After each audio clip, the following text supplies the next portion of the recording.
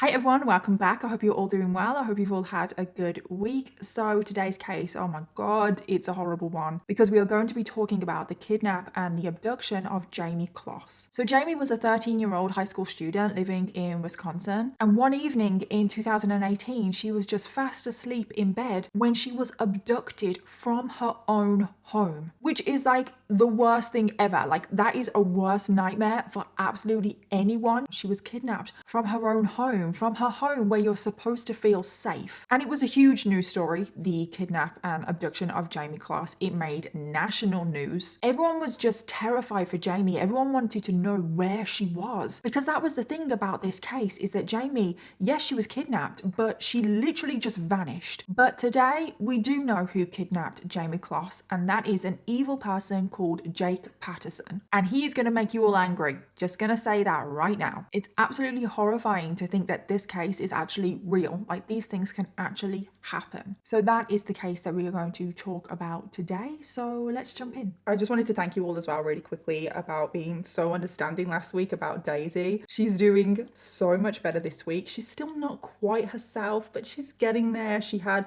her stitches out yesterday. The wound is looking like fine. There's nothing wrong. The vet is not worried. She still has to wear this little suit though, which she is not happy about. She does not like this suit at all, but she's doing so much better, aren't you? You had me so worried last week. Yes, you did. So I just wanted to say thank you, and Daisy wanted to say thank you as well. Okay, I'll put you back downstairs now. Okay, I know you don't like the lights. So I just wanted to give a huge thank you to today's sponsor, and that is Magellan TV. Magellan TV is a documentary streaming service that literally has the largest collection of true crime documentary shows than any other streaming service. So if you are a true crime fan, which I assume you are if you are here, then Magellan TV is a hidden treasure. Magellan TV also like to focus on the drama and the complexities of real life. So whether that is the nature of the criminal mind, or the lives of serial killers, or famous unsolved cases, Magellan TV literally have it all. And there is one show on Magellan TV that I have been binging recently, which I highly recommend, and it's called Murder Maps. Murder Maps is like one of those documentary drama shows, and the show explores the fascinating and infamous crimes that took place in olden day London. So some of the episodes are crimes from like the 1960s, but then some episodes are like cases from over 100 years ago. And my favorite ones are the really older ones, because I just feel like it adds an extra level of fascination, because when cases are like over 100 years ago, the world, everything was just completely different. And some of the cases are the pretty infamous ones, like Jack the Ripper, Mary Ann Cotton, the acid bath murderer, John Hay. And I actually want to cover John Hay, the acid bath murderer. I've actually been meaning to cover it. Maybe I'll cover it soon. And also Kate Webster. Do you guys remember Kate Webster? I covered it over a year ago. It was the Victorian maid that boiled her mistress. And there are so many episodes to watch, and each one focuses on a different case. And it's just a really easy to watch series. It's just something that you can put on and you can binge. Magellan TV is completely ad-free. 4K is always included in your subscription. But best of all, Magellan TV is offering every single one of you a full 1 month free trial. And if you guys wanted to take advantage of that absolutely incredible offer, go to the link in my description box, which is try.magellantv.com/Danielle Kirsty. And using my link in the description box really does help out this channel more than you would know, and I would really appreciate it if you were going to get a free month of Magellan TV, that you use my link, and then you can go and watch Murder Maps. Oh, and I highly recommend the 2-parter on Jack the Ripper, which is in season 5. So there are so many episodes of Murder Maps. So thank you again to Magellan TV for sponsoring today's video, but thank you to every single one of you watching right now, because without all of you guys, I wouldn't have opportunities like this.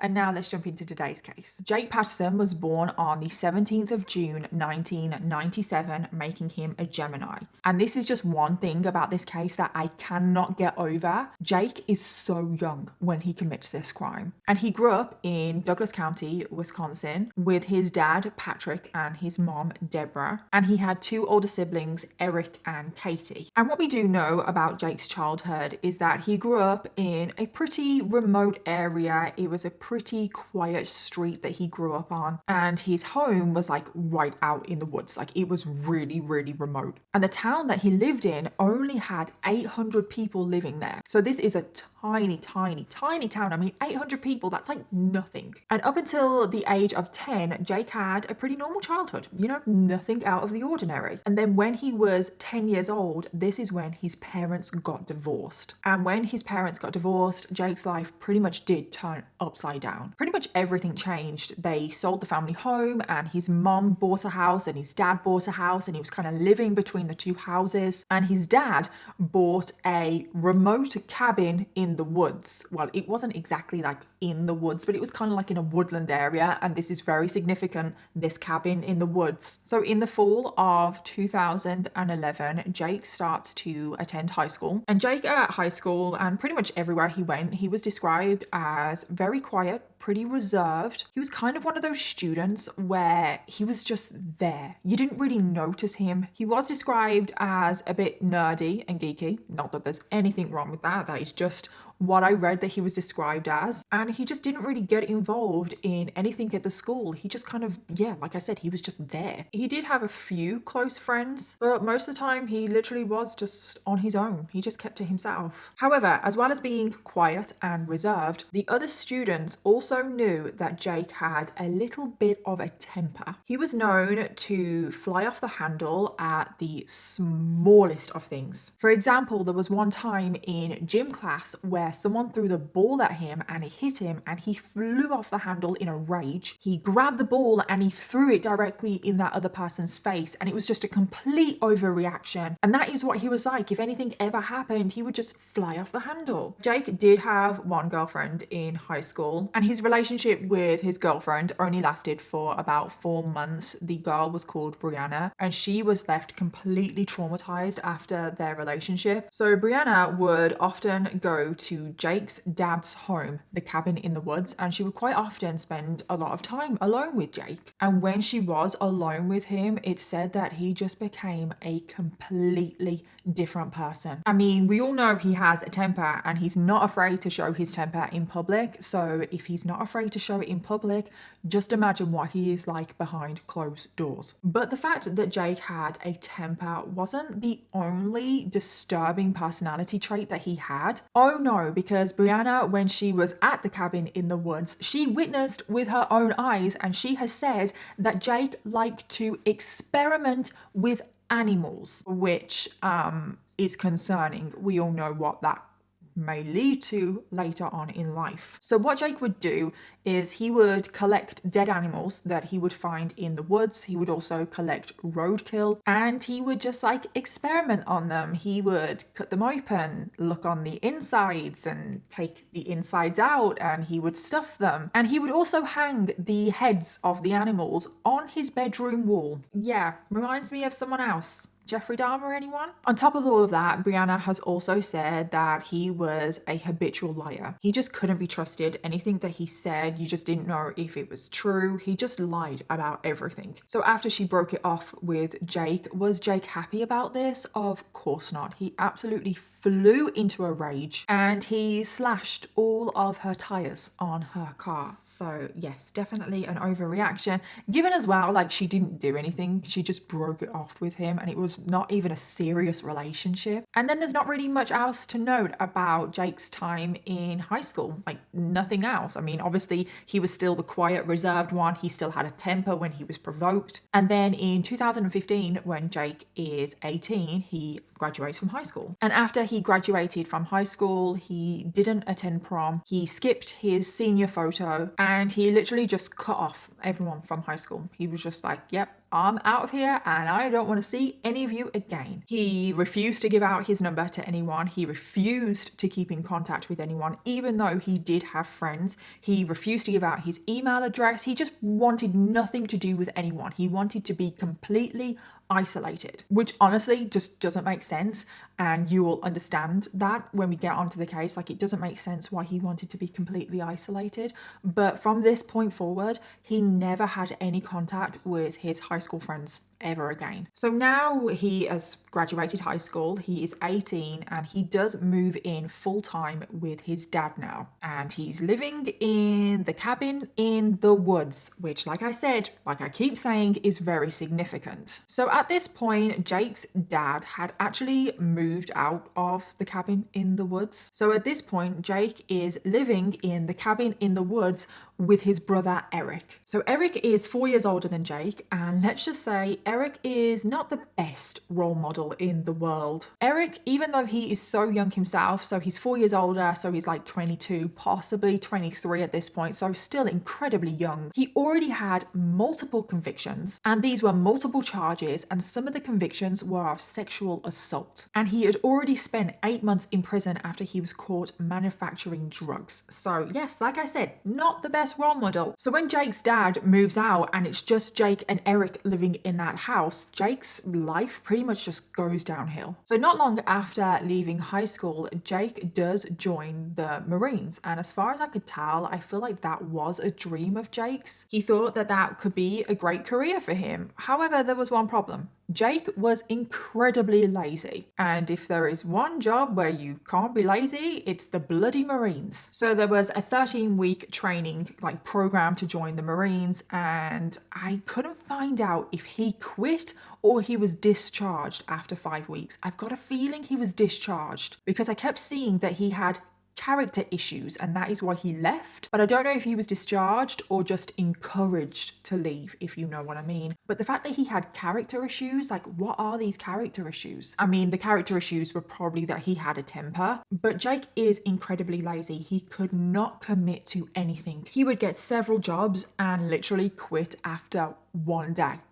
One day. He couldn't even stick it out for a week. And he would do this in every single job. He got a job at a local turkey processing plant and he quit the next day. He only worked there for one day. He got another job at a local wood pellet factory. Again, he quit after one day. And this cycle went on and on and on. It went on for 3 years where he would get a job and he would quit after a day or two. I honestly don't know why so many places were hiring him. So he ended up spending the majority of his time just lounging around his dad's cabin. He probably spent most of his time looking for roadkill. At this point as well, Jake's brother Eric had also moved out of the cabin. So Jake was now living on his own. He was completely isolated, which apparently, according to Jake, is what he wanted. He cut off everyone. He didn't want anything to do with anyone. He never kept in touch with anybody. He wanted to be alone. However, when he was alone, he realized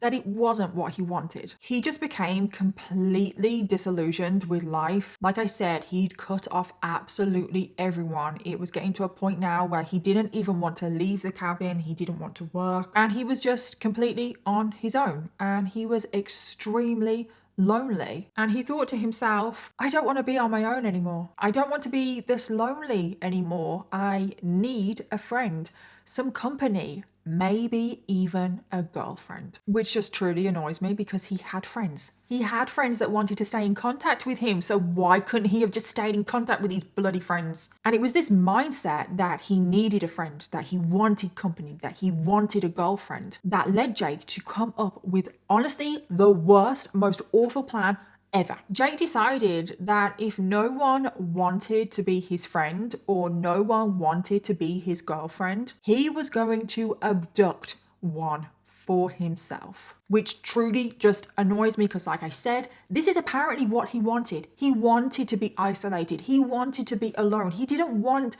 to stay in contact with any of his friends from high school. I just don't get how you can shut everyone off and then you have the audacity to say, well, no one wants to be my friend. But then also what you don't do is you don't abduct someone to become your friend or to become your girlfriend. But that is what Jake thought he could do. Honestly, this case really riles me up if you couldn't tell. So now we get to October of 2018. Jake is now 21 years old. And that is what I cannot get over about this case, is that he commits one of the most horrific crimes at only 21 years old. I know we talk about so many bad things on this channel, but normally They're older. So October 2018, Jake decides to get another job. He starts working at a place called Saputo.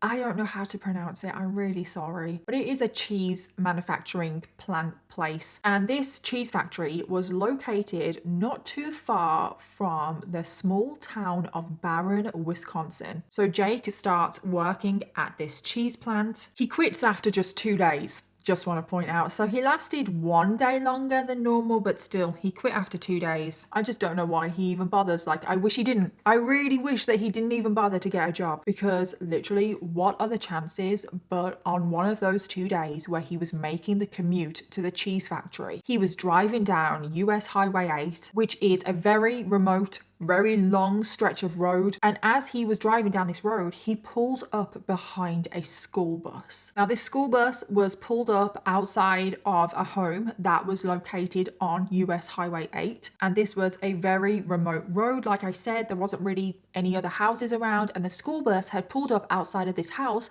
to pick up a school child. And this is when Jake spotted the girl that lived in that house, who climbed onto that school bus, and this girl was Jayme Kloss. And he watched Jayme get onto the school bus. Now Jayme, she was laughing, she was smiling. Jake could see her interacting with her friends. She was having a good time. And in that moment, as Jake is sat in his own car behind this school bus, this awful plan just started to form in his mind. And he thought, that's the girl. That is the girl that I'm going to take. That is the girl that I want. And it was in that moment that Jayme Kloss, her life would never be the same again. Jayme Kloss was born in July of 2005, and currently she was 13 years old. She was an 8th grade student in Riverview Middle School. She had a really close group of friends that she just loved spending time with. Jayme also enjoyed a lot of activities. She enjoyed dancing, volleyball, ice skating, and most of all, she enjoyed spending time with her little dog, Molly. Jayme and Molly were literally like this. They were 2 peas in a pod. Jayme was the only child to James and Denise Kloss, and they lived at their family home on US Highway 8. Both of her parents worked at the turkey factory. Ironically, the very turkey factory that Jake did work at for only 1 day, but Jake never met them, but that is just a very weird coincidence. It's said that Jayme's mom, Denise, loved gardening. She absolutely loved spending time in the garden, and her dad, James,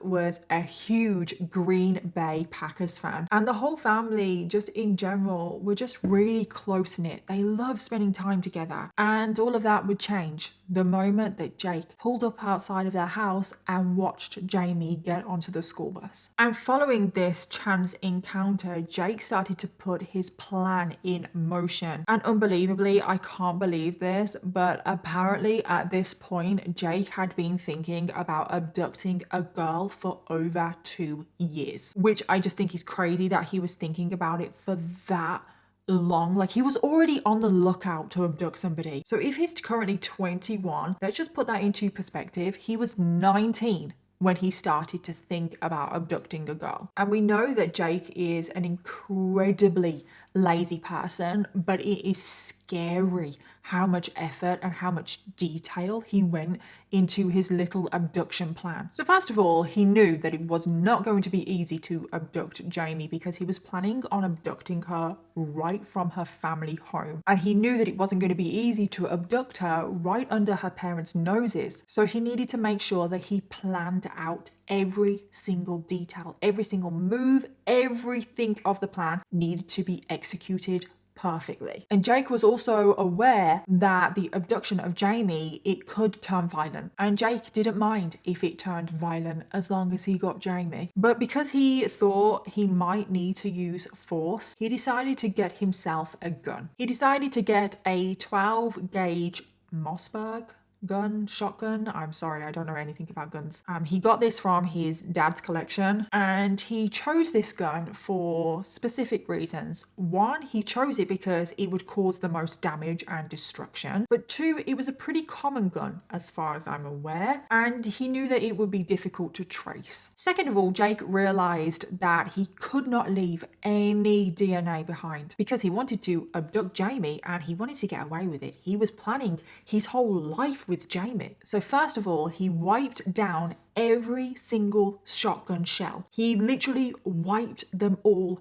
down. He was wearing gloves whilst he did this, and then he loaded the shells into the gun whilst wearing the gloves. But not just that, Jake knew that he couldn't leave any DNA behind that was from him. So he shaved his entire head, and I'm talking about his entire head and his entire face. He shaved everything because obviously he didn't want to leave any hair behind. Next, he realized that he needed to make modifications to his car. Firstly, he changed the plates on his car. He actually stole license plates from a neighbor and changed those plates onto his car. So even if his car was caught on camera or if police saw him, anything like that, they wouldn't even have the right plates for him. He removed the interior lights from the car so they wouldn't come on, so no one could see him. He also cut the cord on the inside of the trunk. I'm not sure if all cars have this, I don't know. On Jake's car, there was a cord that if you were in the trunk, you could pull that cord and the trunk would open. Well, he cut that cord because he was planning on putting Jayme in the trunk and he didn't want to give her a way to escape. He also went to Walmart and bought a ski mask and a black balaclava, and he bought like all new clothes. They were all black. He bought some gloves. Like, he went into scary amount of detail, especially given that this is his first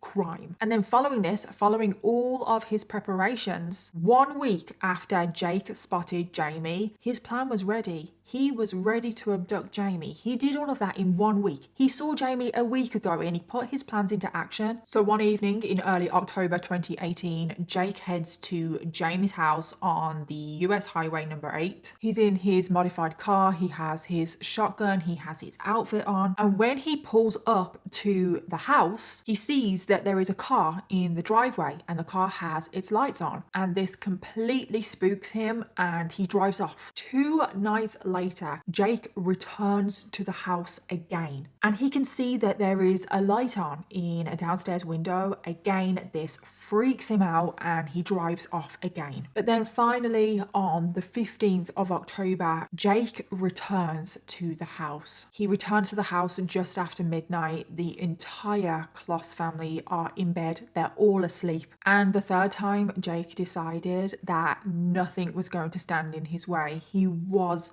going to abduct Jayme this time. Before he drives down the driveway to the house, Jake almost gives himself like a little pep talk and he picks up the shotgun and places the shotgun in his mouth. And he says to himself, Jayme's parents are going to die or he is going to die. Jake is prepared to take his own life if he doesn't follow out his plan. So after this little pep talk, he then drives down the driveway towards Jayme's house. Now, as he is driving down the driveway, he gets out of the car. Now the dog, remember the dog Molly, she hears that someone is approaching the house and she starts barking like crazy. Now, if any of you have a little dog, I have a little dog who is actually currently barking right now. These little dogs, a lot of them, they are barkers. So Molly was barking so loudly because there is this strange person approaching the house. Now, Molly barking wakes up Jayme. Jayme goes to the window, she looks out and she sees that there is this man.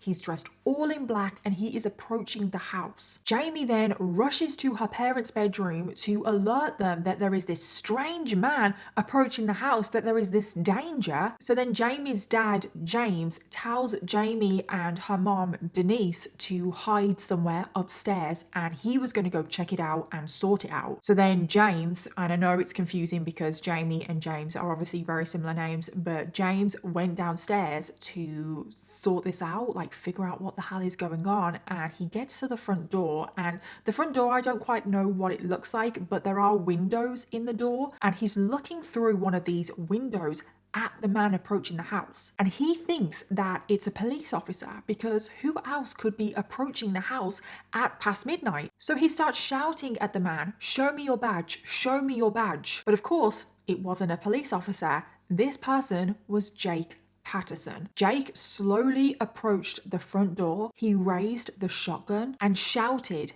"Get on the ground, get on the ground." But James, he did not move. He was just stood there. He was like, Oh my God, I mean, I can't even imagine what was going through his mind at that point. And at this moment, Jake raised his shotgun and pointed it towards James, and he fired. It was heard by both Jayme and Denise, who were hiding upstairs. They knew that the worst had happened. Following being shot, James Kloss collapsed on the floor and he sadly lost his life. And it's so scary the lengths that Jake will go to get Jayme. I do think it's strange that he shouted to James, "Get on the floor." Why was he asking James to get on the floor? Was he hoping to not have to murder James? I don't quite know why he did shout that. But anyway, following the gunshot, Jayme and Denise are both upstairs. They probably both know that James has been shot. So they both run into the bathroom, they lock the door, they barricade the door with like a chest of drawers, and they both get into the bathtub and draw the shower curtain around them. And they are both huddled together, completely terrified, completely clueless as to what is going on. Back downstairs, Jake is searching the whole house. He is searching for Jayme. He is going room to room until he finally gets to the bathroom, and that door is locked, and he knows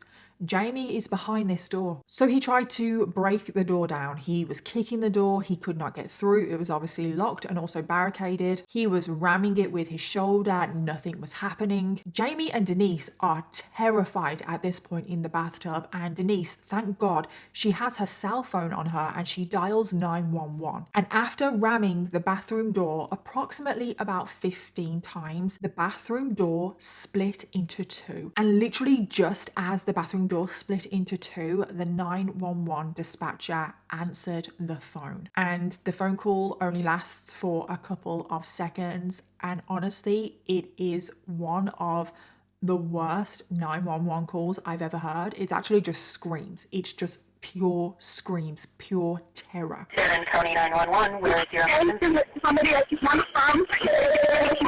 Hello?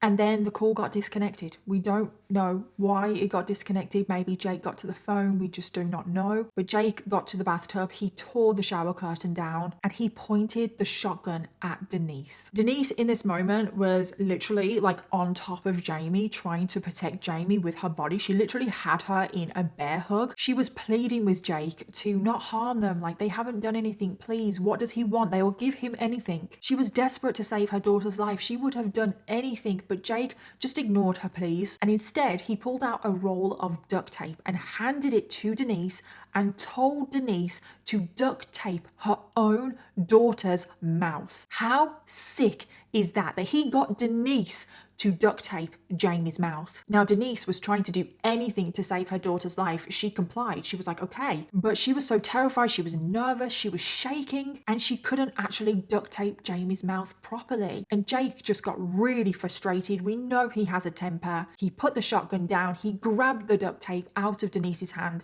and duct taped Jayme's mouth himself. He then also bound Jayme's wrists and her ankles and he dragged her out of the bathtub. Denise is currently still in the bathtub, and after he had dragged Jayme out of the bathtub, he picked up the shotgun, pointed it at Denise. He looked away because he didn't want to look. He looked away and pulled the trigger. Denise Kloss had also just lost her life. Tragically, now Jayme has lost both of her parents at the hands of Jake Patterson, and it actually really makes my blood boil that Jake couldn't look at murdering Denise. I did read when I was doing my research that he was taken aback a bit from Denise's reaction because Denise, like I said, she was in a bear hug around Jayme. She was doing everything to protect Jayme. And Jake, I don't think he was expecting that. So I think seeing that mother love, that parental love of Jayme, I think that made him feel uncomfortable. I think that possibly made him feel guilty, but he still did it. Not guilty enough to not kill her. But honestly, the fact that Jayme was in the bathroom, I feel like we can't forget that. Jayme has just witnessed her mom be murdered. This has happened in front of her eyes. She's had to listen to her dad be murdered as well. This is literally a child's worst nightmare, and she is only 13 years old. In that moment, I guarantee you, Jayme thought that she was going to die. So following the shooting of Denise, Jake literally grabbed Jayme and dragged her through the house. He actually nearly slipped over from all of the blood that was on the floor. He carried Jayme down the stairs and through the front door, past her dad's dead body. He then dragged her to the car before forcing her into the trunk. And I just want to give you some perspective right now. That whole attack, that whole invasion, the murders, everything took place in less than 5 minutes. That's all it took to completely destroy this family. It is scary when you think about that. 5 minutes is nothing. 5 minutes is so quick. So Jake then gets into the driver's seat. He removes his mask and he thinks, great, my plan worked. And he speeds out of the driveway. Just 20 seconds later, Jake is currently driving on the US Highway 8, and 20 seconds later,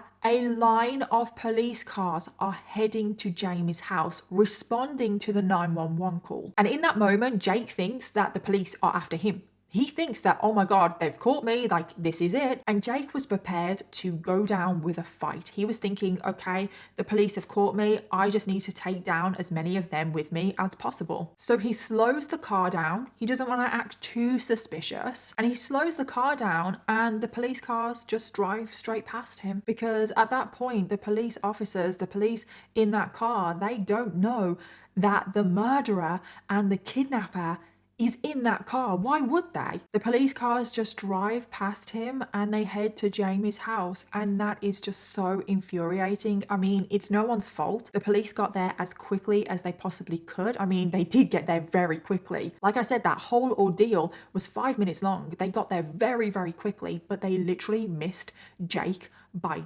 20 seconds. So Jake, for right now, is in the clear, and he proceeds to drive for the next 2 hours all the way back to his dad's cabin in the woods. The whole time Jayme is in the trunk. She's obviously tied up. She's absolutely terrified. She did hear the police sirens, and for a brief moment she thought that she was going to be saved, but she heard them fade away and she lost all hope, and she was just left in the trunk of the car for those 2 hours. She was tied up, her mouth was duct taped, and she was just crying. She was just sobbing her heart out. Back at the house, the police have obviously just arrived at the scene, and they come across the bodies of James and Denise. They soon figure out that James and Denise have a 13-year-old daughter called Jayme, and she is not in the house. They quickly realize that the only explanation was that she was abducted, and the search for Jayme Kloss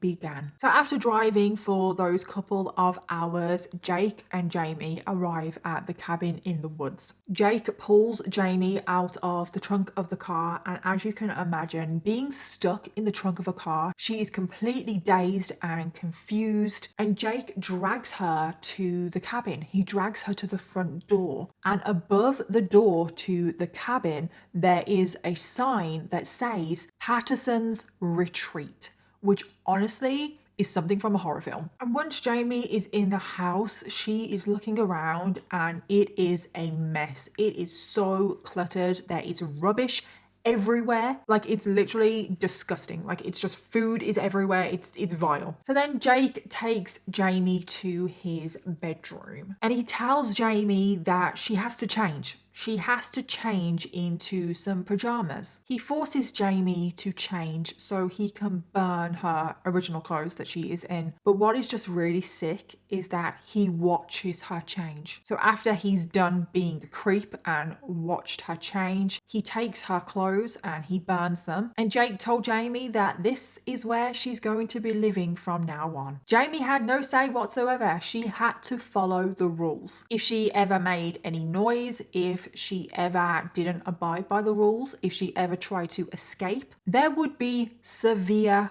consequences. And then after he told Jayme this, after he laid down the law, he took the shotgun and placed it against the floor, leaning against the wall so Jayme could see it, which is definitely threatening in itself. And then he told Jayme that if anyone ever came looking for her, if anyone ever found her, they wouldn't be taking them alive. Jake then took Jayme to the place where she was going to be kept for her captivity. And where was that? Under his bed. Yep, Jake was planning on keeping Jayme most of the time under his bed. So Jake had a twin bed and it was pushed up against the wall. He forced Jayme to crawl underneath the bed. And then once Jayme was under the bed, he took these plastic containers that were filled with weights and literally blocked her in. So you've got to imagine this. Jayme is under the bed. I can imagine that her arms are probably next to her and the boxes filled with weights are all around her. So she literally cannot move. And that is where Jayme is now trapped in this very dark, claustrophobic place. And she is now trapped by a man that has murdered her parents. And that was that. Jayme was now kept in these conditions for the next 88 days. So now we get to the next day in Barron, which is Jayme's hometown where she was abducted from, and a huge search for Jayme is getting underway. First of all, the FBI were called in and they started pouring through surveillance tapes, any tips from the public that were coming in. They were trying to find any clues in the house that could suggest who the hell did this, because that was the thing. The police, the FBI, they had gone through this house and there was no evidence as to who had done this. Like I said, it's scary how much Jake really did think out this plan. They were able to get the license plates off of Jake's car, but remember, he switched them. So obviously that lead went cold. A couple of days passed and there was still no evidence. There was still nothing to suggest who the hell could have done this. It literally was like Jayme just vanished into thin air. And this story was huge. I want to stress this case. It went national. It was on news channels everywhere. It was being shared on social media, on Twitter, Instagram, everywhere. So you'll have to let me know if you remember this case, like from the news and everything as it was going on. But the days were rolling by and there was still no information. On the 18th of October, 100 volunteers signed up to search the local area, but there was nothing found. 4 days after that search, so now a week after the disappearance, 2,000 people showed up to do a search for Jayme, which was 2/3 of the population of Barron. Like, this is what I mean. This was huge. Everyone was joining together trying to find Jayme. This really was a group community effort, but still nothing was found. It's literally so crazy how much Jake really did plan this out. He left no evidence. And what is just absolutely devastating is that Jayme's aunt made a desperate plea, appearing on TV trying to plead for any information. She appeared on the news with Molly, the dog who had been unharmed in the intrusion. And Jayme's aunt said, quote, "Jayme, we need you here with us to fill that hole we have in our hearts. We all love you to the moon and back, and we will never stop looking for you. Your dog Molly is waiting for you. She's sleeping in one of your sweatshirts." Your family and friends miss you so much. Your sparkling eyes, your bright smile. A few days later, on the 24th of October, the FBI issued a $25,000 reward for any information about Jayme. The turkey factory where Jayme's parents worked matched that reward money, so now the reward to find Jayme was at $50,000. And tips were coming in all of the time, but none of them ever led anywhere. So now we need to get back to Jayme at the cabin. And at this point, 2 weeks have passed and no one had any idea that Jayme was in this cabin. And Jake was probably rubbing his hands together thinking, oh, I got away with this. So as we know, Jake has pretty much set up a prison under his bed to keep Jayme in. However, she wasn't kept under the bed the whole time. She was actually only kept under the bed when Jake left the house. Instead, Jake let Jayme walk around. He let Jayme just wander around the house. Because remember,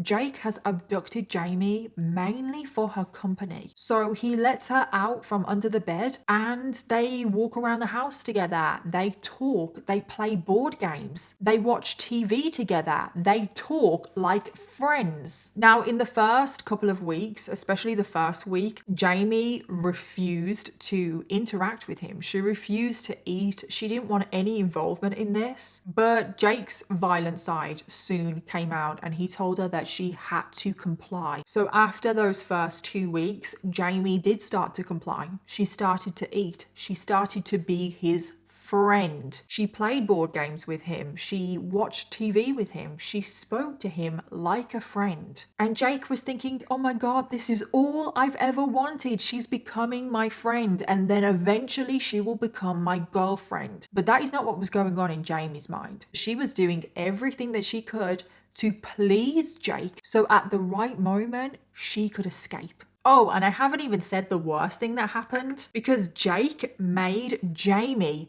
share his bed. Every single night, Jake and Jayme slept next to each other. Nothing sexual, even though Jake at one point did consider it, but he was apparently too filled with guilt to actually make a move. Oh God, he makes me feel sick. So yes, Jayme was forced to sleep in the same bed as the man that has abducted her, but also the man that has murdered her parents. And things go like this for the next few weeks. Everything is going to plan for Jake. He truly does believe that Jayme is becoming his friend. And it is weird because Jake is actually nice to Jayme, even though he's not. Let's be realistic, he has abducted her and she is a prisoner. But there was even one time where he would bring her a Starbucks back. Like, it is actually really weird that he is nice to her. And Jake thinks that if he is nice to Jayme, Jayme will get over the fact that he's murdered her parents and become his girlfriend, fall in love, and they live happily ever after. But he wasn't nice to her 100% of the time because we know that Jake has a violent side. And there were times where he would get very, very angry at Jayme. There was one incident, I don't quite know what happened, but he got so angry with Jayme that he hit her so hard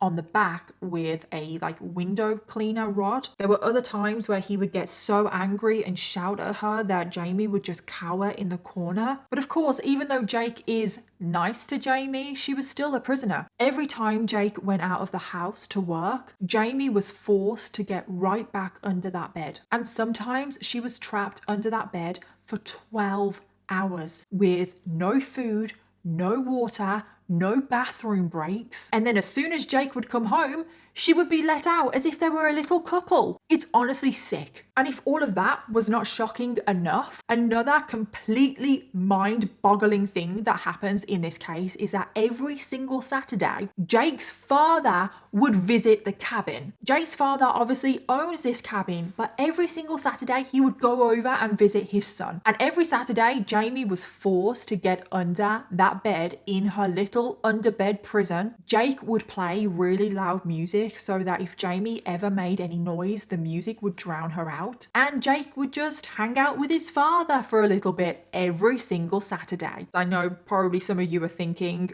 does Jake's dad know? I will say that Jake's dad genuinely didn't know that there was a 13-year-old girl being held captive in his cabin. Because I know, as soon as I found out that, I was like, does he know? But no, he genuinely didn't. So the days and the weeks are passing now, and still no one has any idea of where Jayme is. And then, very sadly, because this is just truly heartbreaking, on the 27th of October, so 12 days after the home invasion, the funeral for Jayme's parents, James and Denise, took place. Hundreds of mourners attended, including friends and family and people in the town. Pretty much everyone went. And of course, Jayme was not able to attend, which is just truly heartbreaking that Jake has also taken that away from her. And then on the 28th of October, so the day after the funeral, the police actually get a lead in the case. The police have set up motion sensors in Jayme's home, thinking that the perpetrator might return to the scene of the crime. So they have these motion sensors set up, and on the 28th of October, one of those motion sensors goes off. Someone has broken in to the Kloss family home. Now the police are like, oh my God, this has to be the perpetrator. He has returned to the scene of the crime. So the police rush to the house. They order the man that is in the house to exit the house, and the man comes out of the house, and it is 32-year-old Kyle. So not Jake Patterson, who is the actual perpetrator. So now you might be wondering, okay, so who the hell is Kyle? Why has he broken into the Kloss family home? Well, Kyle is a creep. Kyle wanted to break into the Kloss family home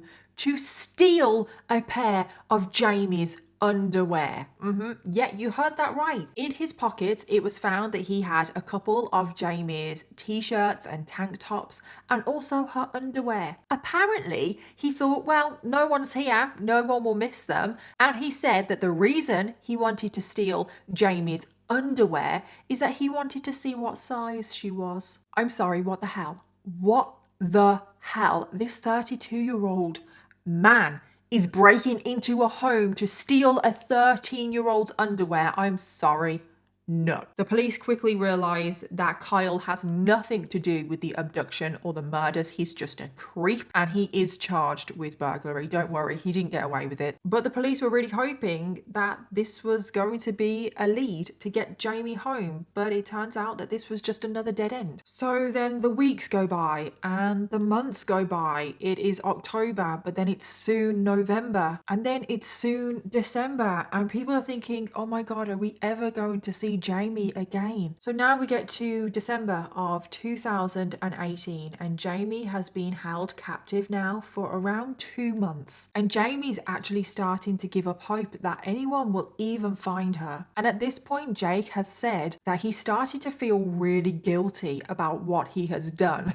I'm sorry, you're already just feeling guilty now? That's not something to brag about, okay? And one night he got a little bit drunk and he started saying to Jayme, oh, I feel really bad. Like, I feel really bad about what I've done. If you just write a letter to your aunt and tell your aunt that you're okay, I'll post it. And when Jayme heard this, she was like, oh my God, this is my chance. At least I can tell my aunt that I'm still alive. Then the next day, when Jake sobered up, he changed his mind and he was like, yeah, I don't really feel that guilty. I'm not going to post that. So then Jayme lost hope again. She thought that that was going to be her one opportunity to tell her aunt possibly where she was. And then eventually Christmas Day rolls around, and I can't believe, I just truly cannot believe that this happened. But Jake is so cocky right now, because right now it's been over 2 months since he abducted Jayme and no one suspects a thing. So he is so goddamn cocky right now. He decides to have his family over for Christmas dinner. How is he this cocky that he invites his family over for Christmas dinner when Jayme is under the bed in his room? So Jayme is stuck under the bed and she has those plastic containers with the weights in around her so she can't get out. Jake plays really loud music so no one can hear Jayme if she makes any noise. And Jake just sits around and has Christmas dinner and is celebrating and laughing and having fun with his family. And I just don't have any words for this. How did this happen? So it is now getting to January 2019. We are now approaching Jayme being held captive for around 3 months. And Jayme has had enough. She has lost hope that anyone is actually going to find her. And the only way she's going to get out of this is if she escapes. And she's actually been planning this escape for a couple of weeks now. I think the fact that he had his whole family over for Christmas dinner was a turning point for Jayme. And she was just like, you know what? I need to get out of here. Over those few weeks, she'd actually been testing out to see if she could move those boxes, the boxes that trapped her in under the bed. And it turns out that she actually could move them. Only a little bit, but she could move them enough that she could get out. But now the only problem was, When was she going to escape? When would be the perfect time? Because she knew that she only had one chance at this. So on the 10th of January 2019, Jake told Jayme that he was going to be out of the house for around 5 to 6 hours. And honestly, I don't know why he told Jayme that. I mean, obviously, I'm glad that he did, but I think it just shows how cocky he is. He really doesn't think that Jayme's going to even try and escape. But Jayme knew that this was a long time for him to be out of the house. This was her chance to escape, and possibly her only chance to escape. So she is under the bed. He's obviously put her in with the boxes around her. She's under the bed and she is waiting for Jake to leave the house, get in his car and drive off. And as soon as he does, Jayme is there under the bed. She's moving the boxes. She moves the boxes just enough so she can crawl out under the bed, and she is finally out from under the bed. She makes her way to the front door, but she doesn't have any shoes on, and it is absolutely freezing in Wisconsin at this time of the year. So she heads to the front door. She takes a pair of Jake's New Balance trainers and she finally escapes the cabin. The Patterson's retreat. She finally is out. But now Jayme is terrified. She doesn't even know where she is. She doesn't know if Jake is going to come home at any minute. I know he said that he's going to be 5 or 6 hours, but she doesn't know that he's telling the truth. And at this point, Jayme just starts walking aimlessly around. She doesn't even know what direction to head in when she spots a woman walking a dog. And this woman is called Jean Nutter. And Jayme approaches the woman and she says, "Help, help, I need help." Now Jean is looking at Jayme, and Jayme at this point is literally just wearing a sweatshirt and she's wearing trainers that are way too big for her. So Jean is looking at Jayme and thinking, why is this girl dressed like this? She looks so disheveled. But then Jayme says, "I'm Jayme, I need help." And as soon as Jean hears the name Jayme, literally a light bulb went off in her head. She was like, oh my God, this is Jayme Kloss. This is the Jayme that has been missing. Because Jayme's story, the fact that she had been abducted, was nationwide news. Leaflets had been handed out. Jayme was even on billboards. You definitely couldn't go anywhere in Wisconsin without knowing who Jayme Kloss was. So Jean springs into action. She rushes Jayme to the nearest home, which belonged to Peter and Kristen. And as soon as they're in the home, Jayme tells them what has happened to her. She tells them that a man called Jake Patterson has kidnapped her. He was the one that murdered her parents. So the three adults, Jean, Peter, and Kristen, are all terrified at this point because they know who the Pattersons are. They know that that house is only a couple of doors down, and they are terrified that Jake could come home. They know that he has a gun. They know that he's capable of murder, and they are all terrified. They call 911. County 911. Hi. I have a young lady at my house right now, and she says her name is Jayme Kloss. Okay, have you seen her photo, ma'am? Yes, it is her. I 100% think it is her. And as they are calling 911, Peter is literally standing guard at the door with his own gun. Even the dispatcher on the 911 call is in utter shock that they've actually found Jayme Kloss. And they are begging the dispatcher to send out police immediately because they are all so scared of Jake. So thankfully the police arrive very, very quickly. And when the police arrive, they know that they have to get Jayme as far away from Jake as possible. Because at this moment, Jake still hasn't returned home, but the police know that he could return home at any minute. And as soon as he finds out that Jayme has gone, they are worried about Jayme's safety. So they quickly gather Jayme up and bundle her into the car, and they start driving to get her away from that cabin as soon as possible. But just at that moment, as they are driving down the road, another car starts approaching them. And Jayme, who is in the police car, starts saying, oh my God, I think that's him. I think that's Jake. And it was Jake. Jake pulls onto his driveway and makes his way into the cabin. Thankfully, Jayme in the police car is rushed away as quickly as possible. But meanwhile, Jake has just discovered that Jayme is missing, and he is furious. He storms back out of the cabin. He gets back into the car. He's planning on finding Jayme because he thinks that she's probably just wandering around. But as soon as he gets in his car, he drives off his driveway. Different police officers have already been notified and they pull up behind him. Now, Jake is unarmed at this point, so he doesn't feel like he can put up a fight. And Jake Patterson slowly exits his vehicle. He puts his hands up and he says, quote, "I know what this is about. I did it." And Jake Patterson is thankfully finally arrested. Oh, and if you wanted to know what Jake was doing in those 5 to 6 hours that he was out of the cabin, he was actually applying for a job. That is how cocky he is. He genuinely thought that he was going to get away with what he did forever. And he thought that he could go back to normal and get a job. Jayme was never going to be rescued. Jayme would never try to escape. So yeah, I'm thankful that he went to apply for a job because that gave Jayme the perfect opportunity to escape. Even though I don't know why he did bother to apply for a job, because we all know that he will quit in 2 days, but I'm very thankful that he did. So after Jayme was rescued, the news broke of what happened, because obviously this was a huge story. Tonight, 13-year-old Jayme Kloss is alive and safe, and even police here are stunned. My legs started to shake, man. It was awesome. And I think a lot of people were shocked that Jayme was still alive, which I know sounds very horrible to say, but people were so happy that she managed to escape and that she was home and she was safe. Well,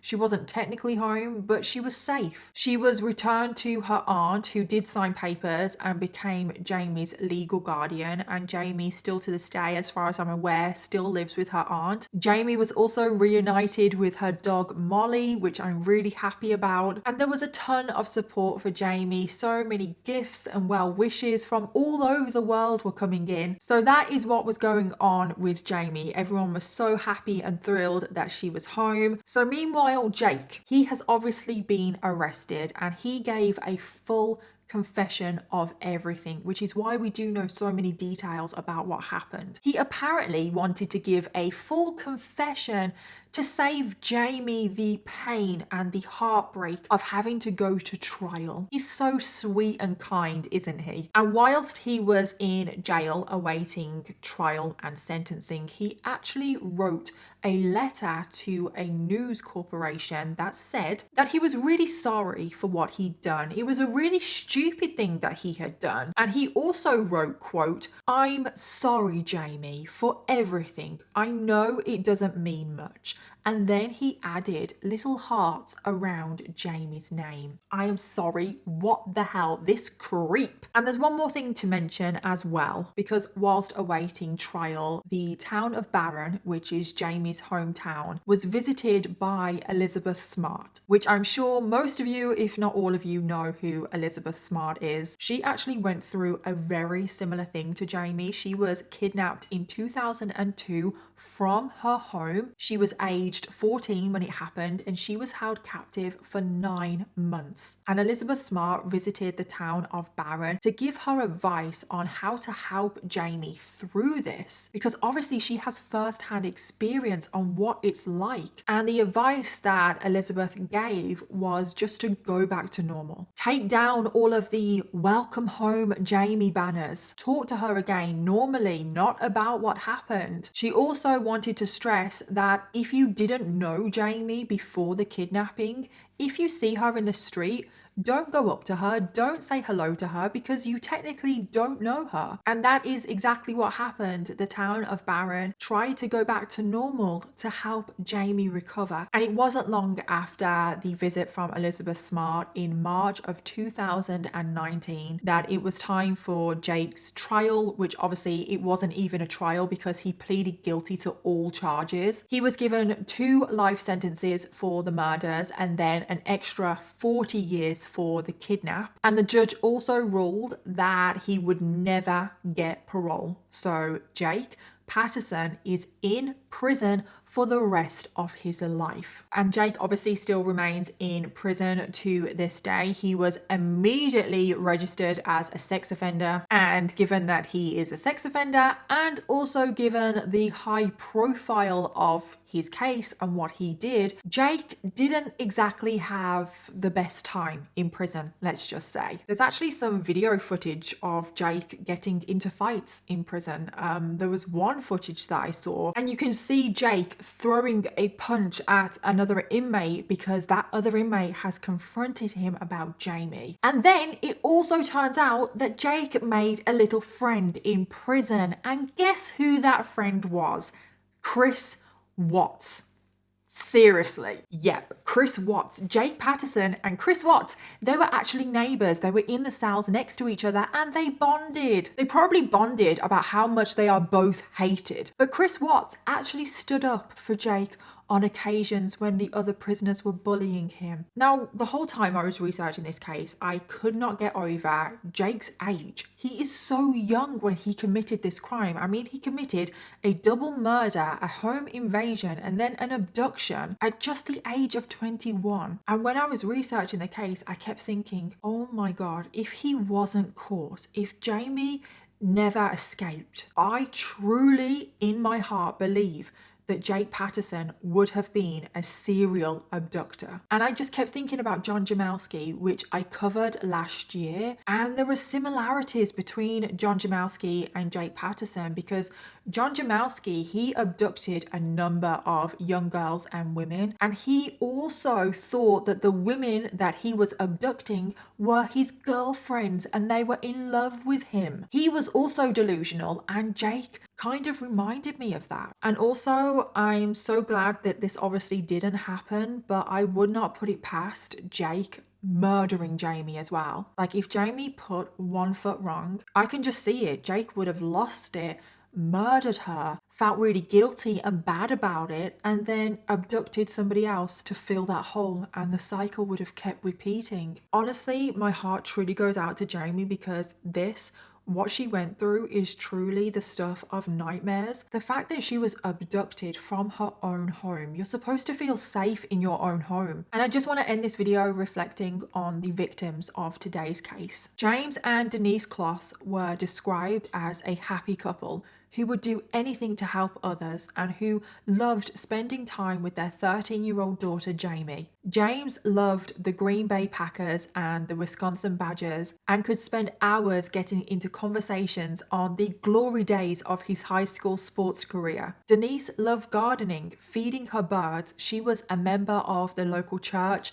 and she loved helping everyone any way she could. They had a whole future ahead of them with their daughter Jayme, and they were taken far too soon. James Kloss was only 56 years old and Denise Kloss was only 46 years old. And then, of course, Jayme, who now has to live the rest of her life with what Jake has done to her, but she has to live the rest of her life without her parents. After this ordeal, Jayme could never go back to her family home, and the family home was demolished. Jayme now lives with her aunt and uncle, and she did start attending school once again, and she has tried to get her life back on track, tried to do the things that she did before all of this. And then 2 years later, in 2020, her family released a statement saying that Jayme is doing well, she is enjoying dance and school, and she is surrounded by loved ones, and she's making the best of her life. And my heart just truly breaks for Jayme. I really do. I feel like I can speak on behalf of all of us and wish her well, and I just really hope that she has found peace, or at least that she is on the way to finding peace, because that is what she deserves. She did share a victim impact statement, which you can find online. It is a very long statement. Sorry, I'm just paraphrasing. So if you want to go read the whole statement, you can find it online. But I just thought it was very important to end this video with Jayme's own words. Jake Patterson took a lot of things that I loved away from me. He took away my mom and my dad. I loved my mom and dad very much. He took them away from me forever. I felt safe in my home and I loved my room and all of my belongings. He took all of that too. My parents and my home were the most important things in my life. He took them away from me in a way that will always leave me with a horrifying memory. But there's some things that Jake Patterson can never take from me. He can't take my freedom. I was smarter and I took back my freedom. He thought that he could control me, but he couldn't. I was brave. He was not. He thought that he could make me like him, but he was wrong. He can't ever change me or take away who I am. I will go on to do great things in my life, and he will not. He stole my parents from me. He stole almost everything I love from me. For 88 days, he tried to steal me. And he didn't care who he hurt or who he killed to do that. He should stay locked up forever. And that is the end of today's case, which was truly a heartbreaking one. It's definitely like a bittersweet one because obviously I am over the moon that Jayme survived this and she will go on to do great things. I know it, but then it's obviously heartbreaking because James and Denise are no longer here. They no longer get to see their daughter grow up when they should have. So as always, let me know your thoughts, theories and opinions, and don't forget to leave me your case suggestions in the comments down below because I always want to know what you want to hear next. Thank you again to Magellan TV for sponsoring today's video, and I'll see you all in my next video. Bye.